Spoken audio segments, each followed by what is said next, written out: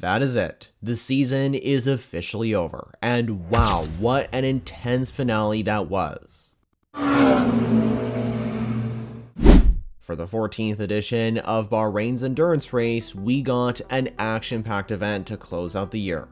But it was also bittersweet as we had to say goodbye to a few familiar drivers and teams, which I will name later on. In addition to a few farewells, it was also a race filled with drama, especially in LMGT3.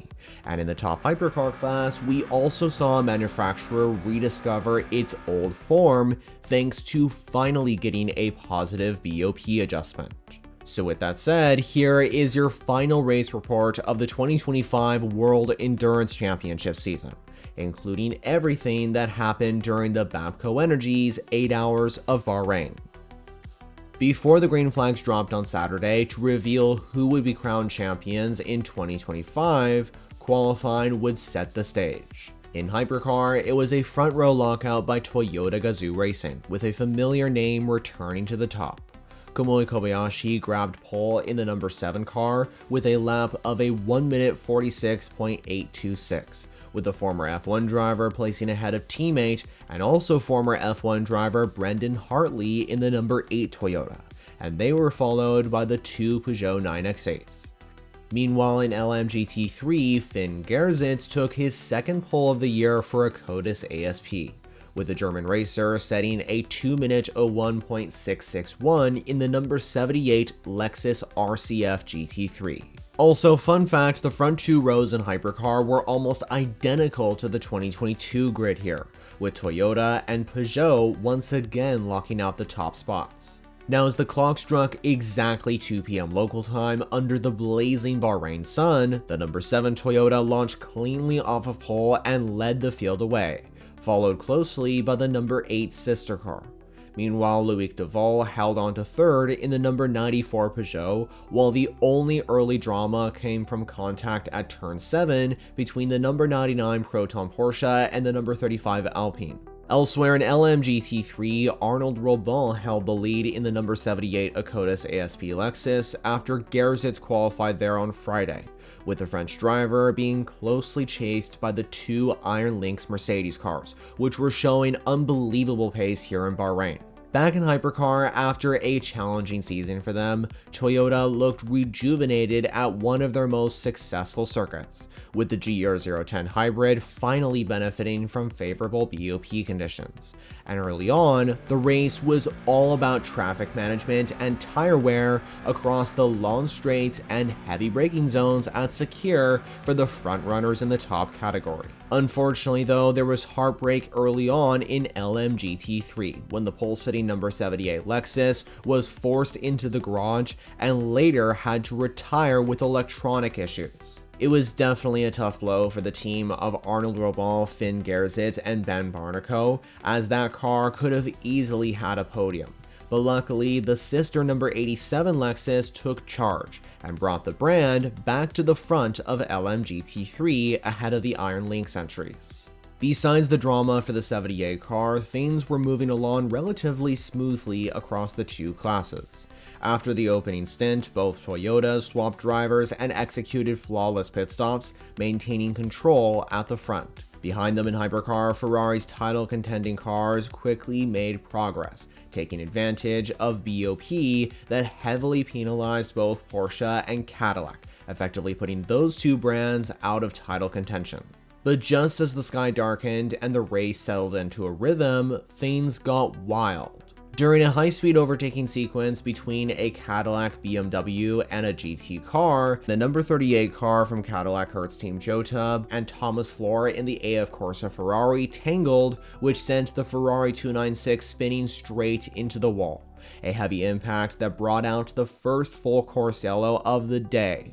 But really, all that mattered was that Thomas Floor was able to climb out of the 296 GT3 unharmed.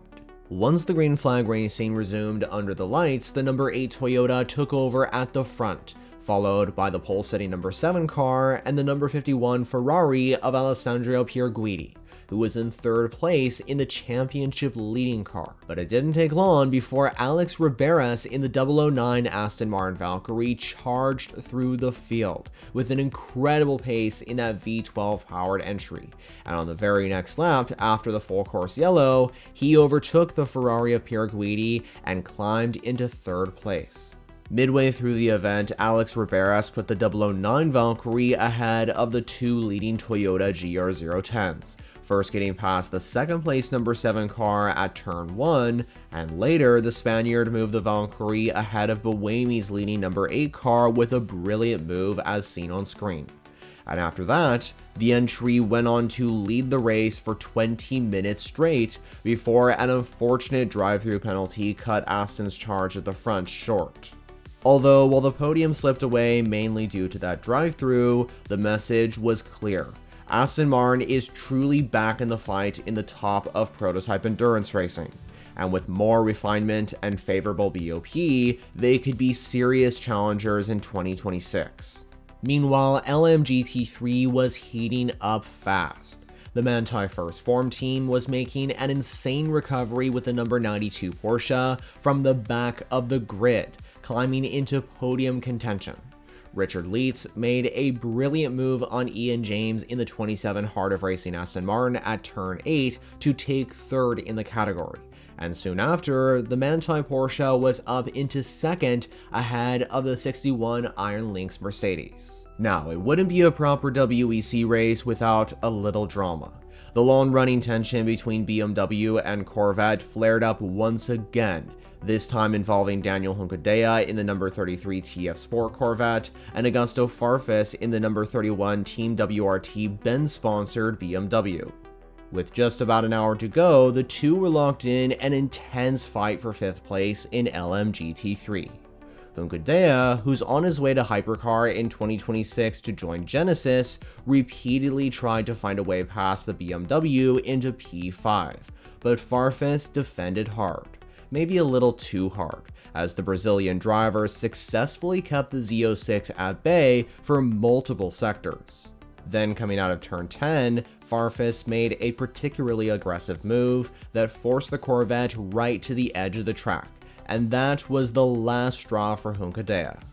While Robert Kubica went flying past in the faster 83 Ferrari hypercar, heading into the next corner, Hunkadeya sent a late move into turn 11, and in the heat of the moment, he made his feelings very clear by giving Farfus the middle finger while traveling over 100 miles per hour in the Corvette. So no matter the outcome, you have to admit it was a pretty impressive multitask by the Spaniard, and it wasn't something we were new to seeing, as just like that, we had deja vu of Daytona all over again. And it was clear that the crews of TF Sport and Team WRT got a laugh out of the altercation. Over in Hypercar, the closing stages turned into a three-way showdown between Toyota, Ferrari, and Peugeot, with the three main LMH manufacturers all fighting for the podium. Malte Jakobsen in the number 94 Peugeot, Ryo Hirakawa in the number 8 Toyota, and James Calado in the number 51 Ferrari delivered some of the best battles of the night for that final podium spot in the final race of the season. As for Porsche Penske Motorsport, their final WEC appearance didn't go as hoped. With BOP weighing them down, their cars were not able to fight for a top 5 finish, and eventually the best result for the 963 would end up being 13th overall. So obviously it wasn't the farewell they wanted, but something tells me we'll see them back at Le Mans soon enough, even if they won't return to the full WEC schedule. In addition to Porsche Penske Motorsport stepping back, United Autosports are also not competing in the 2026 WEC season, as they are focusing their attention on returning in 2027 with the brand new hypercar program from McLaren. So this was also their last race for now. During this entire race, one driver in particular stole the spotlight in the hypercar class. While the result wasn't quite the fairy tale ending that he might have hoped for, Cadillac Hertz Team Jota and the WEC paddock gave Button a heartfelt send-off, with the British driver climbing out of the car for one last time with about an hour to go in this 8-hour event in Bahrain. Then, with just under an hour remaining, we saw our first and only retirement in the hypercar class. Dries Vanthoor brought the number 15 BMW to a stop at turn 11 with a rear right wheel issue, forcing the car out of the race and triggering yet another virtual safety car. To be honest, it's been a tough second half of the season for BMW in hypercar. The last 3 rounds have been plagued with frustration, as the M Hybrid V8s have been getting super unlucky and have even struggled to match the pace of the competition, largely due to the balance of performance adjustments that just haven't favored them lately. Hopefully their luck turns around though heading into 2026 in the World Endurance Championship.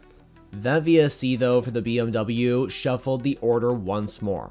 The Peugeot 9X8s really got unlucky late into this race, and it couldn't have come at a better time for Toyota. The number 8 car caught the perfect break, allowing for Sebastian Buemi to hold on to second place ahead of the trio Ferraris. And while the entries like the 9X8s for example were getting super unlucky, Nick de Vries continued to control the race up at the front in the number 7 car to hopefully lead away a Toyota 1-2 in Bahrain. Over in LMGT3, things were getting really wild. It turned into a 3-way fight for the win, with the number 87 Lexus still leading, but the battle behind was fierce, especially with Maxime Martin absolutely flying in the number 61 Iron Lynx Mercedes. I told you Mercedes were having a great weekend, and Martin is proving my point right now. The Belgian racer first passed Richard Lietz in the 92 Porsche to take third, and then he locked into an intense fight with Mattia Drudi in the number 27 Heart of Racing Aston Martin. For several laps, the two traded blows in a thrilling Mercedes versus Aston Martin duel, before Martin finally made the move stick at turn 11, which in fact was the same corner where we saw that earlier drama with Farfus and Hunkadea. Once Maxime Martin got past the Vantage, he was free to chase down the leading Lexus, and that's exactly what he did. As you can see from this watch party clip, my co-host and I were on the edge of our seats at this moment, as the number 61 Mercedes closed the gap to the leading Lexus to under a second on the final lap, giving us an all-out fight right to the checkered flag. Meanwhile, back in hypercar, Nick de Vries crossed the line to seal a brilliant 1-2 finish for Toyota, with the number 7 car claiming the brand's first win of the season. Kamui Kobayashi, Mike Conway, and Nick de Vries celebrated their first victory since Imola in 2024, and Toyota's 11th triumph in Bahrain. While they were on the podium, it also dawned on me that Mike Conway has also extended his lead as the most successful driver at this track, as I believe he now has 6 victories. Meanwhile, the number 8 Toyota completed the dominant 1-2 for the Japanese brand, followed by the trio of Ferrari 499 keys, which rounded out the top 5. The number 50 Ferrari was even allowed past the sister number 51 car late in the race, securing not just the final podium spot, but also 3rd place in the overall championship standings. More on that in just a moment though. Back in LMGT3, Lexus held on for a thrilling victory with the number 87 Akotis ASP car, with Jose Mario Lopez, Clemens Schmidt, and Petru Umbaresco behind the wheel, earning Lexus their 2nd win of 2025, crossing the line just 0.7 of a second ahead of the number 61 Iron Lynx Mercedes. So a commanding effort from both drivers of those cars. And this result also lifted the 87 Akotis ASP crew to 3rd in the LMGT3 standings. It was a massive day for the Iron Lynx as well, as they delivered Mercedes-AMG their first ever WEC podium, and the team proved that Mercedes belongs in the championship, and their steady improvement all season long has finally paid off. 3rd place went to the number 27 Heart of Racing Aston Martin as the team secured their first WEC podium this year, followed by the number 92 Manthey Porsche and the number 21 Vista AF Corsa Ferrari, which rounded off the top 5. Now let's move on to the championship standings, because I'm about to share with you the list which is featuring the final top 10 finishers in each class and the title winners in 2025. First in the hypercar class, in the driver standings, Alessandro Pierguidi, James Calado, and Antonio Giovinazzi clinched the title with a 4th place finish for the number 51 Ferrari.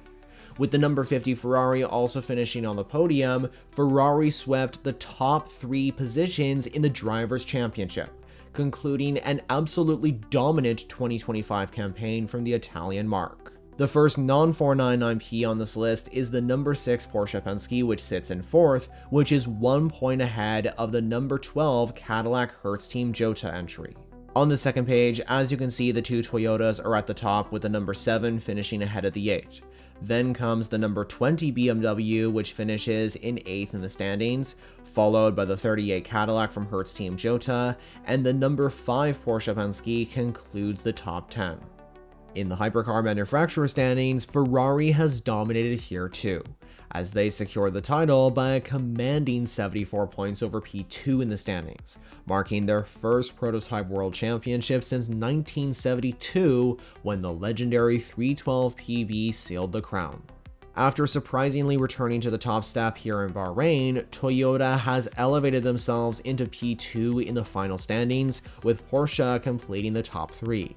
Cadillac comes next with 158 points, followed by BMW, Alpine, and Peugeot in that order, and they are separated by just under 5 points, with Aston Martin once again bringing up the rear. Finally, over in LMGT3, Manthey Racing went back-to-back, with Ryan Hardwick, Richard Leeds, and Ricardo Pera taking the title in the number 92 Manthey First Form Porsche. The number 21 Ferrari from Vista AF Corsa seals second position, with the number 87 Akotis ASP Lexus jumping into third after securing the win. The number 27 Heart of Racing Aston Martin has also jumped into fourth, with the 81 TF Sport Corvette concluding the top 5. Then comes the second TF Sport entry, the number 33 Corvette, followed by the 54 AF Corsa Ferrari, the number 46 Team WRT BMW, the number 78 Akotis ASP Lexus, and finally the Benz-sponsored Team WRT BMW, which is that number 31 car, is going to conclude the top 10. So there you have it, the final chapter of the 2025 WEC season has been written. The 8 hours of Bahrain delivered some incredible action, and now I'm curious to know what your thoughts are on that race. Also, keep an eye on this channel in the coming weeks, as this is not the last video on the 2025 season, as I will also be doing a complete WEC season review, which will be releasing soon. But as for what's next in the WEC racing schedule, the next stop will be the 2026 Qatar 1812 kilometer in just under 5 months.